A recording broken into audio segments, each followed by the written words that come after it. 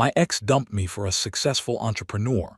Turns out he's my intern who funded their Tokyo trip with my company card. I'm 32, work as creative director at a mid-sized marketing agency in New York. Been with my girlfriend Jenna, 27, for about 2 years. Or I guess I should say, was with, because as of 3 days ago, we're done. So here's what happened.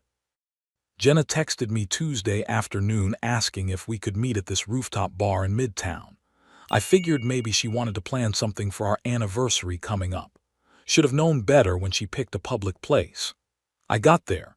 She was already ordered herself a cocktail, looking amazing honestly, but there was this weird energy. I sat down, and before I could even order a drink, she went, "Joshua, I need to talk to you about us." And I was thinking, okay, here we go, probably wanted to have the "where is this going" conversation. But no. She launched into this whole speech about how she'd been doing a lot of thinking, and she realized that we weren't on the same path in life. She said I'm too comfortable and that I lack ambition. Mind you, I run creative for campaigns that do 8 figures in media spend, but apparently that's not ambitious enough. Then came the real kicker. She told me she's been seeing someone else, a young entrepreneur who gets her vision for life and isn't afraid to dream big. She actually used those exact words. I was sitting there just nodding because honestly, what do you even say to that? But then she kept going. She started telling me about how this guy was taking her to Tokyo for 10 days, flying business class, staying at a 5-star hotel in Shibuya. She was going on and on about how he understands her value and how this is what it looks like when a man is actually going places. I don't know why I asked this, maybe just morbid curiosity, but I was like, what airline? And she didn't even hesitate. Told me they're flying ANA, leaves Friday morning, business class upgrade, the whole deal. And something clicked in my head. Because here's the thing about my job. Part of what I do is approve corporate travel for key team members when we're doing market research or client pitches. We've got this new intern, Samuel, 25-year-old MBA student who joined us 3 months ago.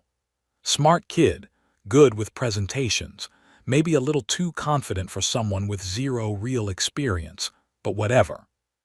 He came to me last week asking to extend his company card limit because he needed to do market research in Japan for the Matsuda account. The Matsuda thing was real. We are trying to expand into Asian markets, so I approved it. Signed off on the card increase, the travel expenses, everything. He told me he'd be gone for 2 weeks doing client meetings and competitive analysis. I was sitting across from Jenna and I was doing the math in my head. The timeline matches, the destination matches, and suddenly her successful entrepreneur was sounding a lot like a broke MBA intern with access to someone else's corporate Amex. I asked her one more question, super casual. This guy must be doing pretty well for himself. What's his company do? She got a little vague then, talked about venture capital and growth strategy and other buzzwords that sound impressive but mean nothing. Red flag number 2. I didn't call her out right there. I just kind of nodded, told her I hoped she'd be happy, and left. She seemed almost disappointed that I didn't beg or make a scene. Called after me something about, "This is exactly what I mean about your lack of passion." I went straight home and logged into our company expense system. And there it was. Samuel read all his charges for the past week. 2 round-trip business class tickets, New York to Tokyo, $11,800. Hotel booking, Park Hyatt Tokyo, $6,400 for 10 nights. Several charges at high-end restaurants in the city with notes like client entertainment prep. A goddamn shopping charge at Saks for $2,100 labeled professional wardrobe for international meetings. All of it on the company card. All of it approved under the pretense of legitimate business travel. I pulled up his original request. He sold me this whole story about meeting with potential Japanese clients and scouting partnership opportunities. The thing is, we do have the Matsuda deal in the works, so it wasn't completely implausible that we'd send someone to do groundwork. But looking at these charges now, this isn't a business trip. This is a vacation with my ex-girlfriend, funded by my company's money, that I approved. I took screenshots of everything. Then I just sat there for like an hour staring at my laptop. Part of me wanted to call him right then, call the credit card company, blow the whole thing up. But I didn't.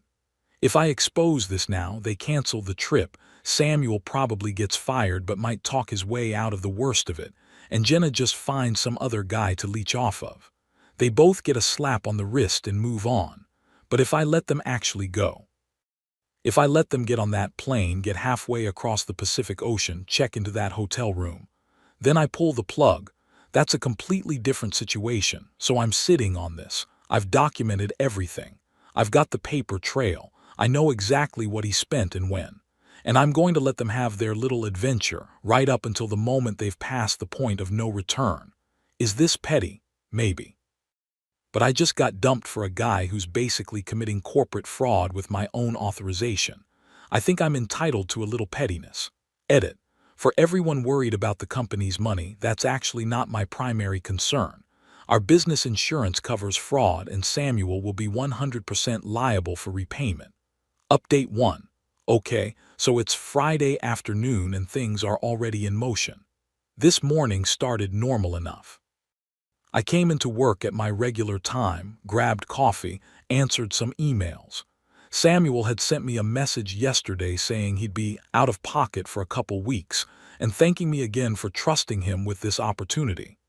The balls on this kid, I swear. Around 8:30 a.m. I got a text from Jenna. Just a photo, both of them at JFK, her in those designer sunglasses she's always wanted, that I never bought her because $400 for sunglasses is insane.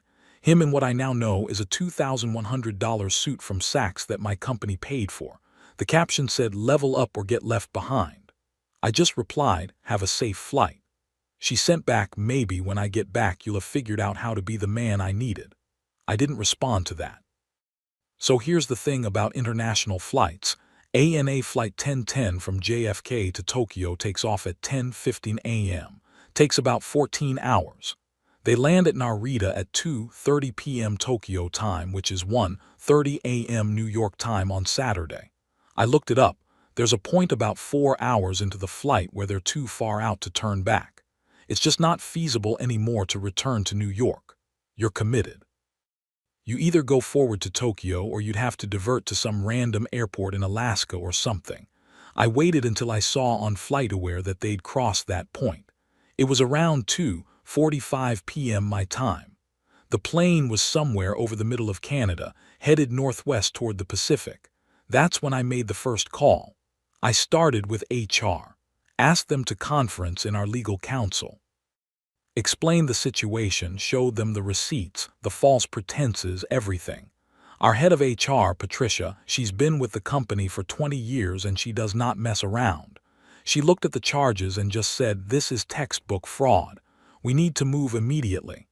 So we drafted the termination letter, effective immediately. Then I called our corporate card services. I had to verify my identity about 5 different ways. But once they pulled up the account and I explained the situation, they were actually really helpful. Told them I'm the authorizing manager. These charges were made under false pretenses. I need the card frozen and flagged for fraud investigation. They put a supervisor on the line. She confirmed that once the card is frozen, any holds at hotels get released, any pending charges get declined. She said, "Just so you're aware, if they're currently traveling, this will leave them without access to those funds immediately." I said that's exactly what I need to happen. She processed it while I was on the phone. Took maybe 10 minutes. Then she confirmed, card frozen, fraud flags placed on the Tokyo charges, investigation opened. Samuel will receive notification via email and text message that his corporate card has been suspended. I thanked her and hung up. Then I sent Samuel the email. Kept it professional. Samuel. This message serves as formal notification that your employment with company has been terminated effective immediately for fraudulent use of corporate resources. Your corporate card has been frozen, and all charges related to personal travel have been flagged for fraud investigation. You are required to return all company property and remit full reimbursement of unauthorized expenses, totaling 20,634.87 within 30 days. Failure to comply will result in legal action. Attach the documentation. Sent it at 3:15 p.m. EST. He would have been about 4.5 hours into the flight. Probably just finished lunch service, maybe watching a movie, thinking he's the smoothest guy alive. His phone would be in airplane mode, so he wouldn't see it until they landed. But here's the thing, even though I sent it then, the card was already frozen. So whatever holds they had at the hotel, whatever reservations were tied to that card number, they started failing right then. The hotel in Tokyo would see the payment method decline and try to process it again. When it failed multiple times, they'd start to suspect fraud. They'd flag the reservation. Around 6 p.m., I got a call from Patricia in HR. She said legal wanted to confirm I'd documented everything properly, which I had. She also said, and I quote, "Between you and me, I've seen a lot of stupid stuff in my career, but using the company card to impress a girl might be the dumbest. Kid threw away his entire future for Instagram photos." I went home after that. Ordered Thai food, put on a movie, tried to relax, but I kept checking the flight tracker. Watched that little airplane icon crawl across the map. They were about 8 hours in when Jenna posted to Instagram. Photo of her with a glass of champagne, caption about finally traveling the world with someone who matches my energy. Samuel reposted it to his story with living the dream with the woman of my dreams. I screenshot it all, just in case. It's 11 p.m. now.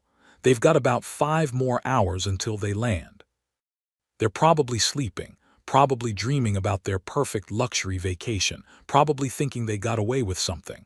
They have no idea what's waiting for them at the hotel. I'll update once I hear what happens at the hotel. Should be in about 6 hours when they land and try to check in. Update 2. Right, so I promised an update, and holy hell do I have one for you. They landed at Narita around 2:30 a.m. my time, Saturday morning. I know this because I was still awake, coffee number 3 sitting on my desk, flight tracker still open on my laptop. I'm not proud of how obsessed I was with watching this play out, but here we are. For about 3 hours, nothing happened. I figured they were going through customs, getting their luggage, taking the Narita Express into the city. Tokyo is about 90 minutes from the airport, so I estimated they'd get to the hotel around 5 a.m. my time. At 5:47 a.m. my phone started buzzing, text messages. Not from Jenna, I'd blocked her number, but she was trying to reach me through Instagram DMs. I had those muted, but I could see the notifications stacking up. I didn't open them, just watched them accumulate. Then I got a call from a number I didn't recognize. Let it go to voicemail. It was Samuel calling from some app or maybe the hotel phone, I couldn't tell. His voice was trying really hard to sound calm, but you could hear the panic underneath. "Joshua, hey, I think there's been some kind of mistake with the corporate card. I'm trying to check into the hotel and there's an issue. Can you give me a call back when you get this? It's kind of urgent." I deleted it. 6 more calls over the next hour. I didn't answer any of them. Finally, around 7 a.m., I opened Instagram just to see what Jenna was saying. The DMs were, well, they were something. Started off trying to be sweet. "I know you're upset, but this is serious. Samuel's card isn't working and we're stuck at the hotel." Then got progressively more desperate. "Please, Joshua, I know you still care about me. We need help." Then angry. "This is so freaking typical of you. I know you did something. You're a psycho." I didn't respond to any of it. What I did do was call Patricia in HR.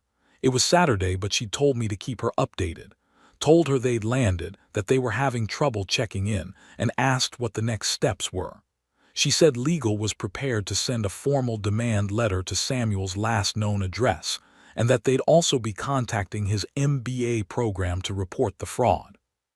She asked if he'd tried to contact me, and I said yes. She told me not to engage, let everything go through official channels now. Around 10 a.m. my time, midnight in Tokyo, I got an email. From Jenna's personal email address, subject line, "I'm begging you." I almost didn't open it, but curiosity got the better of me. She said they'd been at the Park Hyatt for 6 hours. The front desk told them the credit card on file was declined and flagged for fraud. Samuel tried to put it on his personal card, but his personal card only had about a $3,000 limit, and he was already pretty close to maxed out. The hotel wanted to charge $640 per night times 10 nights up front. They couldn't cover it. Samuel had called the company and gotten an automated message that his access was terminated. He checked his email and found the termination letter. He tried to call our main office line, but it was Saturday. Nobody there. She said they were sitting in the hotel lobby at midnight Tokyo time, all their luggage with them, trying to figure out what to do. She said please, if I ever cared about her, send enough money for them to at least get a cheap hotel for a few nights until they could sort it out. She said, I know you're hurt, but this is too far. We're stranded in a foreign country. Samuel is freaking out. I'm scared. Please just help us get home and then you never have to talk to me again. I read it twice, thought about it for maybe 30 seconds. Then I closed the email and deleted it. They weren't in danger. They were in Tokyo, one of the safest cities in the world. They're both adults with phones and credit cards. Jenna could call her parents. Samuel could call his friends, his family, figure something out. Nobody was going to die because they couldn't stay at the Park Hyatt. I spent Saturday trying to distract myself. Went to the gym, cleaned my apartment, met my brother for lunch. He asked how I was doing after the breakup, and I said honestly, better than expected. Told him a sanitized version of what was happening. He just shook his head and said, play stupid games, win stupid tickets home in economy.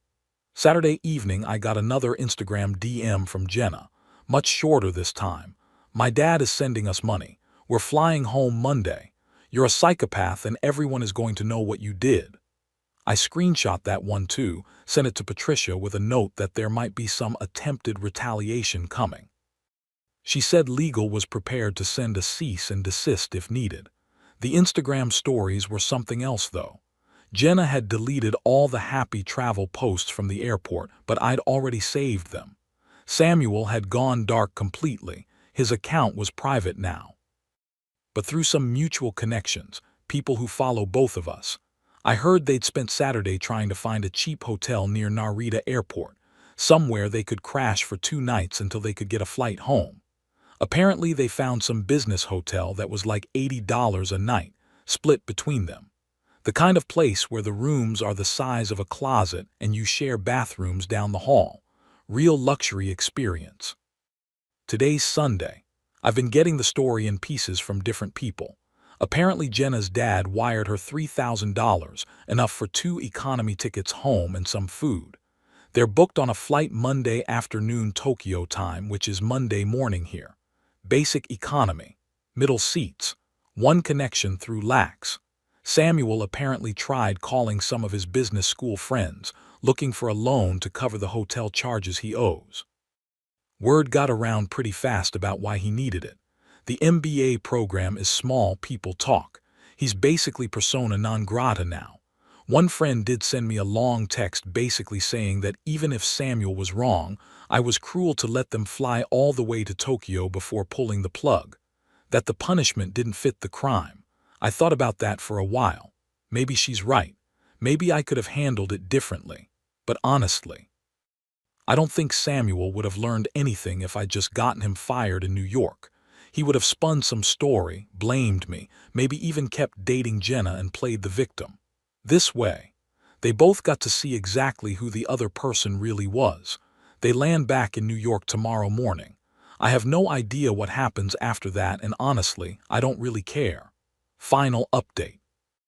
It's been about 2.5 weeks since everything went down, and I figured I owed you guys one last update since you've been following this whole mess. Samuel and Jenna landed back at JFK on that Monday morning. I know because my buddy James, the one from accounting, has a friend who saw them at baggage claim. Said they looked absolutely destroyed. Jenna crying. Samuel just staring straight ahead like a zombie. They weren't talking to each other. Apparently they broke up somewhere between Tokyo and Lax.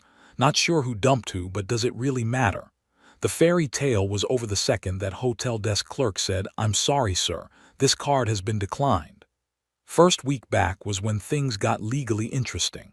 Samuel's lawyer, yeah, he had to get a lawyer, reached out to our company's legal team trying to negotiate the repayment. He owed $20,634.87 in fraudulent charges. His lawyer tried to argue that because the travel was loosely connected to a real project, it should be considered a misunderstanding rather than fraud. Our lawyers basically laughed and said he had 30 days to begin repayment or they'd file charges. From what I heard through the grapevine, Samuel's parents ended up taking out a loan to cover part of it. He's on a payment plan for the rest. He'll be paying this off for years. His MBA program didn't kick him out, but they did put him on academic probation and he got pulled from some leadership position he had. More importantly, word spread. Business school is like high school with better networking. Everyone knows everyone's business. He's not getting any of the consulting internships he was supposedly lined up for. Last I heard, he was applying for entry-level marketing coordinator roles and getting rejected. I didn't spread anything myself, for the record. I didn't have to. Enough people knew enough pieces that it just kind of assembled itself on industry message boards and in school group chats. As for Jenna, she tried the whole "my psycho ex sabotaged my relationship" narrative for about a week. Posted some vague stories on Instagram about narcissists who can't handle when you level up and manipulation disguised as concern. But here's the thing, most of our mutual friends aren't stupid. A few reached out to me asking what really happened. I just sent them the basic facts. Jenna cheated on me with Samuel. Samuel was my intern. He used the company card fraudulently. I reported it to my company, that's it. Didn't editorialize, didn't trash talk Jenna, just stated what happened. People figured it out. She lost a lot of friends over this. Not because of me, but because the story didn't add up. You can only play victim so many times before people start asking questions. Last I saw, she'd moved back in with her parents in Connecticut. Still posting the occasional inspirational quote about rising above, but the comments are mostly empty. Her social media glow-up era is definitely over. As for my personal life, I'm doing good. Really good, actually. I've been dating a woman named Rachel for about 2 weeks now, met her through my brother. We went to a dive bar for our first date, split a pitcher of beer, talked for 3 hours. She has no idea who Samuel or Jenna are, doesn't follow me on Instagram, just knows me as the guy who helped her move a couch last month. Long story. It's refreshing. Starting over with someone who doesn't care about business class flights or luxury hotels or any of that performance. Someone who was genuinely impressed that I could cook a decent pasta carbonara and didn't judge me for having a 15-year-old TV. Work has been better too. We actually did end up landing the Matsuda account, real market research, real client meetings, none of Samuel's bullshit. I flew to Tokyo myself last week to finalize some details. Stayed at a perfectly nice but not excessive hotel, expensed what was appropriate, did my job. And yeah, I walked past the Park Hyatt while I was there. Didn't go in, just looked at it from the street. Thought about Samuel and Jenna sitting in that lobby at midnight, their whole fake luxury life falling apart around them. Mostly I felt nothing. Maybe a little bit of satisfaction, but not the vindication I thought I'd feel. Just kind of empty. Like closing a book you didn't really enjoy and putting it back on the shelf. Oh, and one more thing, someone asked in the comments if I'd heard anything from Jenna's mysterious threats about everyone knowing what I did. That materialized into exactly nothing. I did have my lawyer send a cease and desist letter, just as a precaution. Never heard anything back, so that's it. The story's over. Samuel is facing the long-term consequences of his choices. Jenna is back to square one, living with her parents and rebuilding her life without the Instagram aesthetic she was so obsessed with. And I'm here, living my normal life, dating someone real and sleeping fine at night. Thanks for coming along on this ride with me, Reddit. It's been therapeutic to write it all out.